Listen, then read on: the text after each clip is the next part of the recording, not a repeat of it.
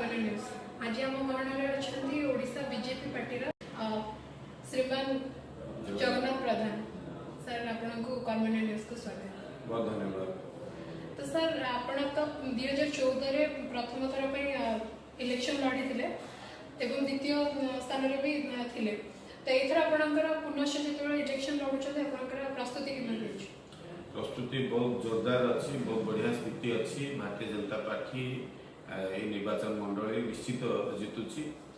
2014 हारिबा पर ठारू आमर कार्यकर्ता माने समस्ते जनता सहित सामिल होकि विभिन्न तांकर सुख दुख भल मंद पर्वपर्वाणी विभिन्न समस्या सहित जोड़ी काम करुँ। विशेष भाव में अमित शाह जो 120 मिशन ओडिशा अच्छी से आधार में बूथ स्तर में काम करने आरंभ कर विभिन्न सांगठनिक कार्यक्रम जो भाव में आज बढ़िया बनी से आम आशा प्रकट निश्चित 120 मिशन ओडिशा सफल हम और सहित भुवनेश्वर निर्वाचन मंडल विजय।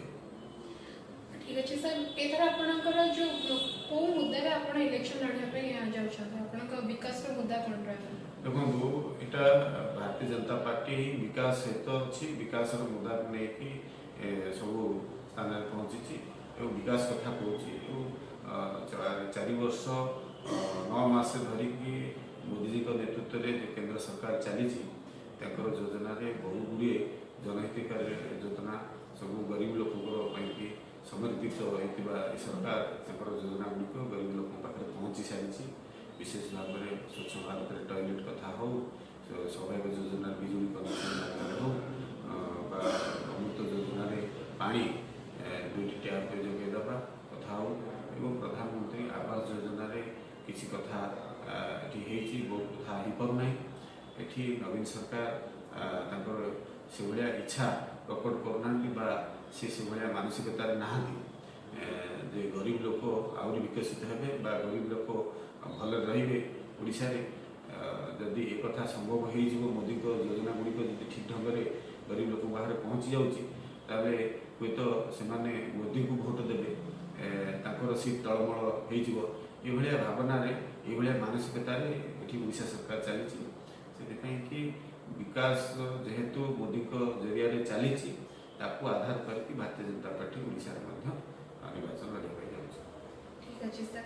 तो मुझे जानवा चाहिए कि 2019 इलेक्शन रे आपनकर दलर मुख्यमंत्री का चेहरा किए हम देखो सेटा दल तो परमुहूर्त निर्वाचन परमुहूर्त घोषणा करेंगे क्या मुख्यमंत्री प्रार्थी करेंगे, किंतु आमर दलर नेता आउ केंद्र मंत्री जुएल राम जी से गोटे गणमाध्यम कही सारी धर्मेंद्र प्रधान ही मुख्यमंत्री प्रार्थी हेबे एवं ताको नेतृत्व में ये निर्वाचन लड़ा ओडिशा जनता से आशा प्रकट कर भरसा भी रखिंट। धर्मेंद्र प्रधान जो भाई भाव में केंद्र मंत्री थी ओडिशा अहर भाव में उज्ज्वला योजना को भारत वर्ष में ओडिशा विशेष भाव में 37 लाख को उज्ज्वला योजना सामिल कर गरीब लोक ये कथा आ विभिन्न योजना सब आणिकी ओडिशा अहर परिश्रम करके काम करवा बेकारी समस्या दूरीकरण की बहुत गुड़े योजना करवा ये सब कथार जो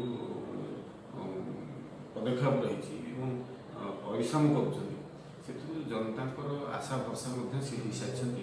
विकल्प नवीन पट्टनायक नेतृत्व जब किए नहीं पार से धर्मेंद्र प्रधान नहीं पार जनता कहवा आरंभ कर आम कार्यकर्ता हिसाब से आम उत्साहित जदि धर्मेंद्र प्रधान नेतृत्व में निर्वाचन लड़ा जाए निश्चित रूपे आम 120 मिशन को सक्सेस कर।